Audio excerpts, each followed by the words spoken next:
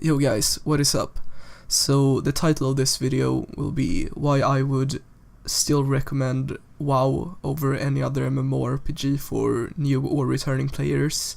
And I've quite recently played a lot of MMOs, mostly because it's still preseason in League, and I don't know, I think also Phil is on permanently at the moment, as well as the games are just not being taken as seriously in general, and since my goal in League is to climb as far up as I can, and I ended the season in Masters,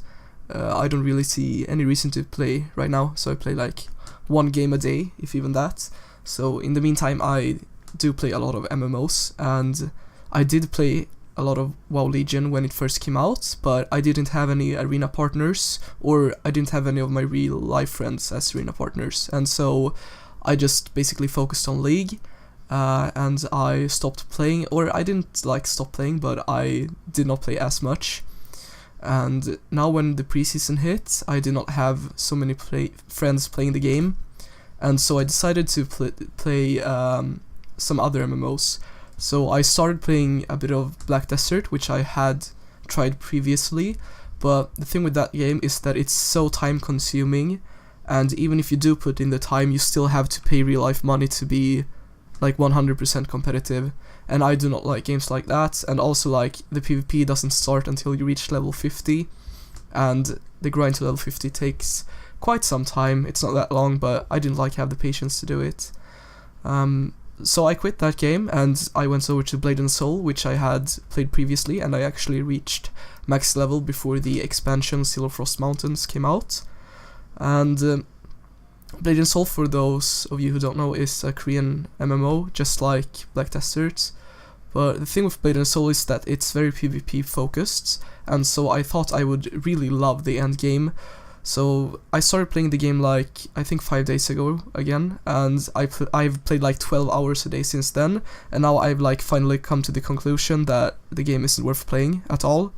Even if you really, like me, love the art style, you love the combat, you love the general like feel of the game, it's still like not worth playing, because the end game is just, I don't know, I don't think it's like made for Western audiences, because I didn't enjoy it at all, and that would make sense since it's a Korean game, but I don't know. The thing with the end game there is that it doesn't feel rewarding at all to like do anything besides the dailies and like the first few dungeons a day, but after you've done that there's like basically no way to progress, at least when you've like recently hit end game. If you progress through the first like gear tiers, which do take a lot of time because you do get the items after like 10 dungeon runs, but you don't have enough gold, which you can buy for real money again, so it's like it becomes kinda pay to win in a sense, at least in the beginning of the end game. And the PvP, like the learning curve, is just so huge, and since I've already like played so much League and so much World of Warcraft, and I've reached a decently high level in both games, I'm Masters in League, and I'm 2.2k experienced in 2v2 and 3v3 in WoW. I don't know, I just don't like really have the patience to put in a lot of hours and don't see like immediate progress in a sense, because Blade and Soul is a much harder game than WoW for sure, but it's like if I had the same amount of hours in Blade and Soul as I had in WoW, I would still be very competitive. So the thing is, I don't know, it feels like just learning curve is like so horrid, because if you're new to the game, there's so much like visual clutter, and there's also like horrible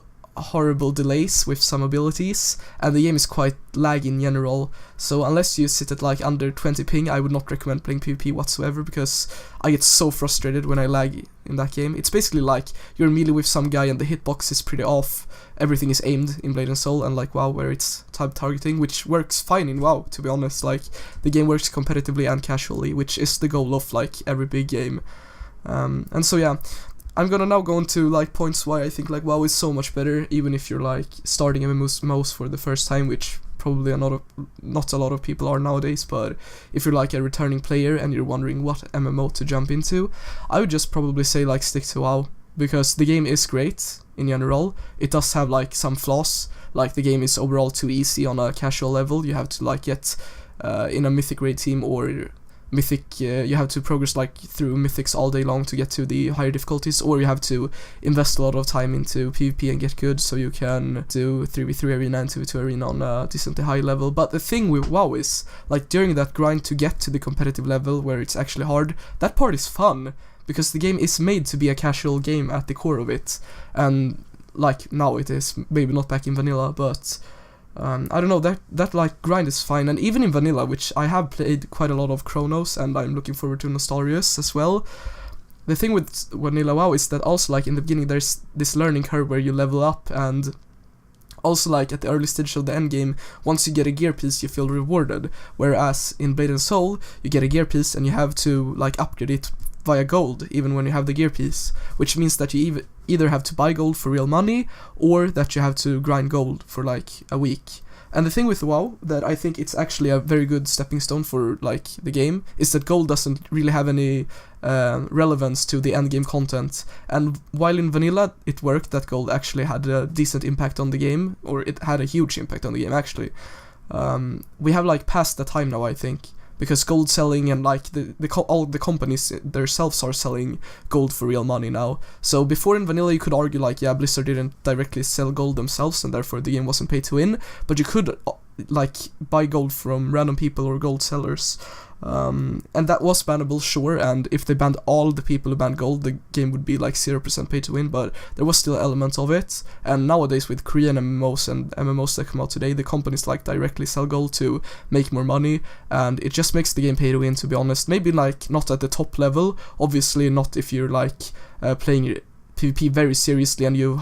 have already reached, like, all the levels and unlocked all the spells, or in PvE if you're, like, grinding the like last bosses of the entire game, then it's not pay to win. But in general, throughout the early stages of the end game, and also throughout the leveling, of course, leveling is always going to be pay to win in MMOs now, but you can't really call that pay to win, it's more like pay for convenience. But yeah, in general, I would just recommend WoW. It has a really decent leveling system. It's quite easy, but you don't really have to pay to level fast in WoW, so that's fine. And both the PvP and PvE systems are very refined and feels very rewarding. So thanks for listening, guys. I hope you enjoyed this video, and make sure to subscribe to the channel if you'd like more content like this, and I'll see you in the next one.